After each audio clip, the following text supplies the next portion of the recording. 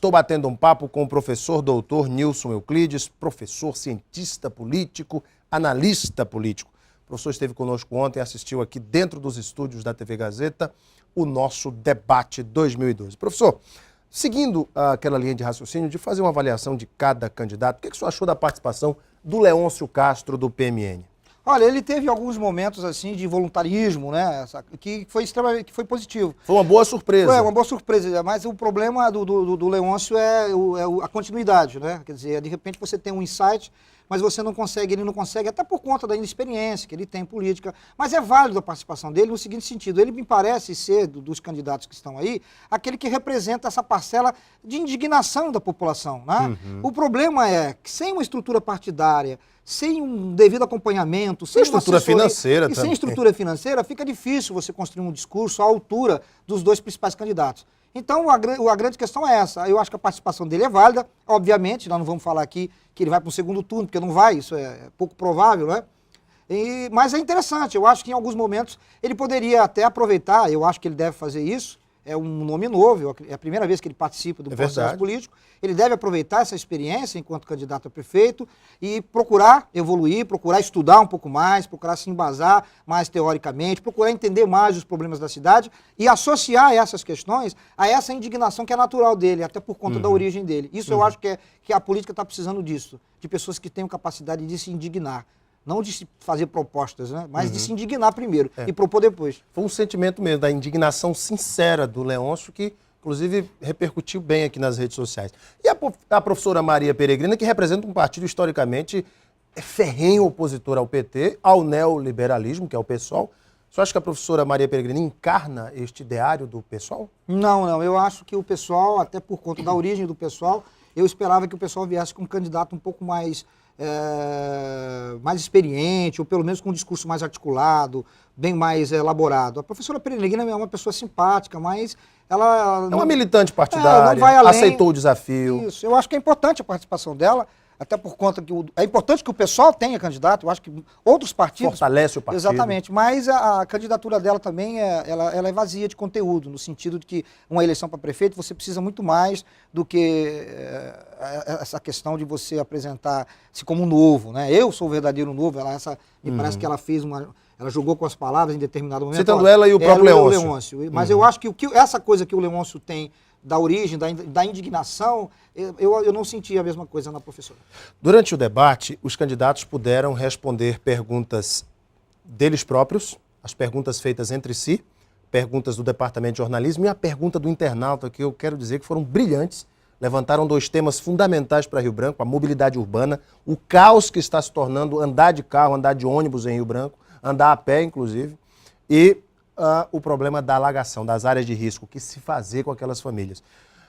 Na sua opinião, qual foi o grande momento do debate? Qual foi, talvez, o fator mais importante que o senhor gostaria de destacar? Eu acho que quando a pergunta do internauta foi no sentido da questão da mobilidade urbana, o que faltou, nenhum dos candidatos conseguiu apresentar, tocar na questão que é fundamental. Quando você fala de mobilidade urbana, você fala de trânsito, você fala de transporte, trânsito. Nenhum dos candidatos. O candidato da Frente Popular apresentou a proposta de construir mini terminais e tal, mas isso, a grande questão é, não dá para investir em transporte individual numa cidade como Rio Branco. O Rio Branco vai entrar em colapso, assim como São Paulo entrou em colapso e outras grandes cidades.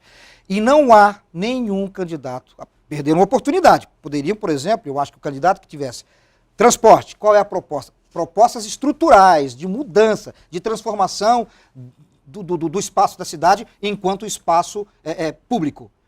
Proposta de transporte público. Nenhum candidato tocou numa questão fundamental. Rio Branco não suporta, a malha viária de Rio Branco não suporta a quantidade de carro que tem. O que você tem que investir? Em transporte coletivo. Que tipo de transporte coletivo? Quais são as alternativas? Ônibus não dá. Esse modelo de ônibus que a gente tem não dá.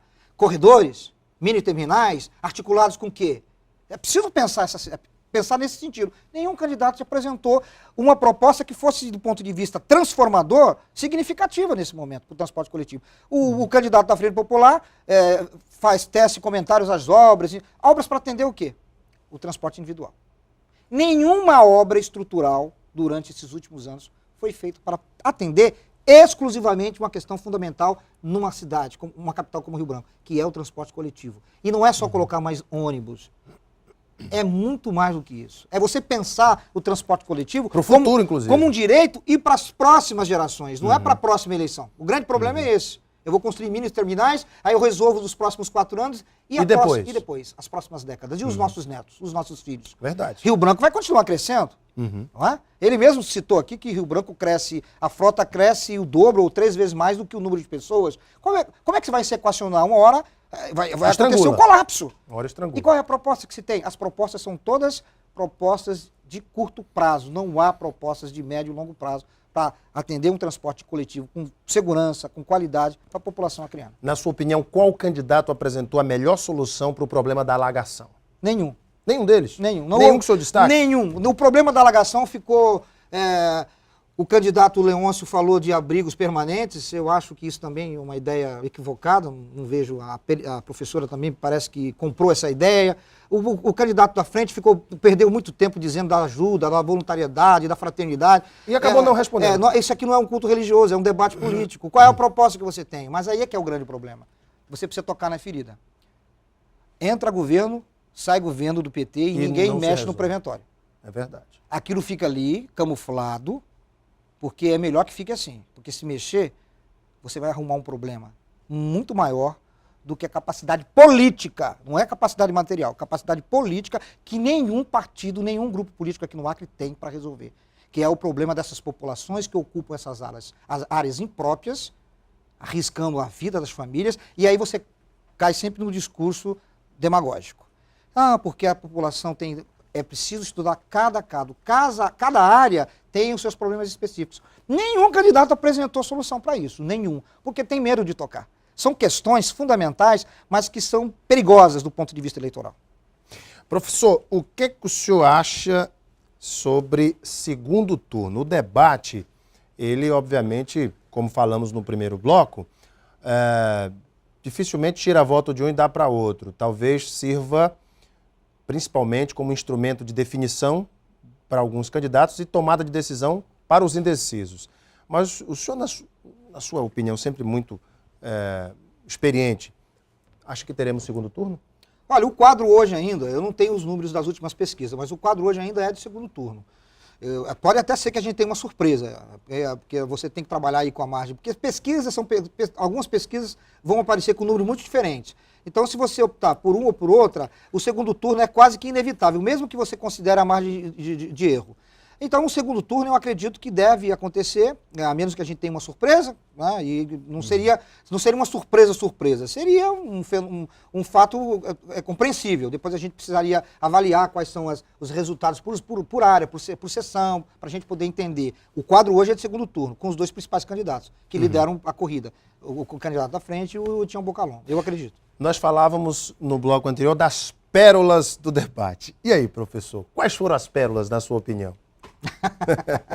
O senhor tem toda a liberdade, seu programa democrático, pode fazer. Eu não vou citar assim um ou outro caso, mas de modo geral, eu acho que a ideia do Fernando Melo de palafita, eu acho que... De elevar as casas da elevar as casas, eu acho que isso é completamente... A ideia do Leôncio de criar abrigos permanentes, meu Deus, como é que você pode pensar...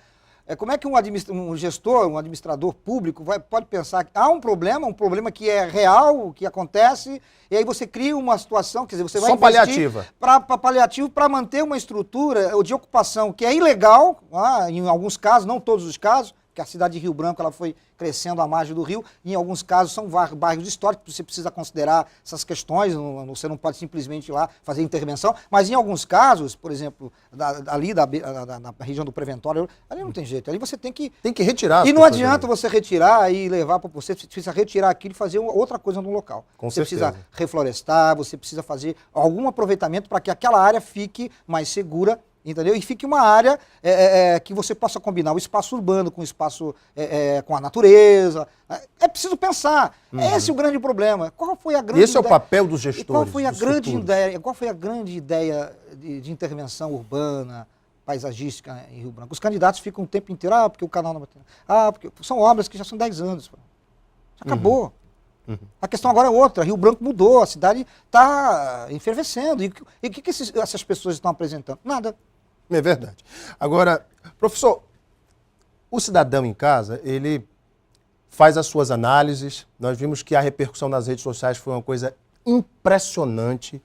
Impressionante. Eu quero, inclusive, agradecer você de casa, meu amigo, minha amiga, aos jovens que participaram de maneira sensacional do debate. A participação pelo e-mail também nos surpreendeu positivamente.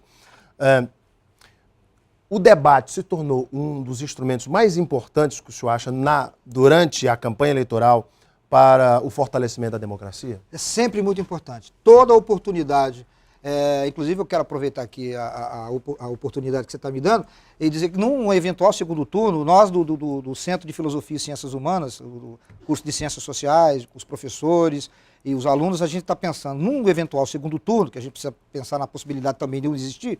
A gente está querendo organizar um debate na universidade com a comunidade acadêmica, os dois candidatos que forem para o segundo turno. Então, eu estou aqui fazendo um convite para os candidatos que passarem, caso haja segundo turno, para que eles se prontifiquem a aceitar e fazer esse debate com a comunidade acadêmica, claro, aberta ao público. Na UFAC. Dentro da UFAC. A gente está pensando em organizar isso, fazer essa transmissão, e a gente vai até, inclusive, contar aí com a colaboração de vocês. TV Gazeta vai fazer essa cobertura com toda certeza.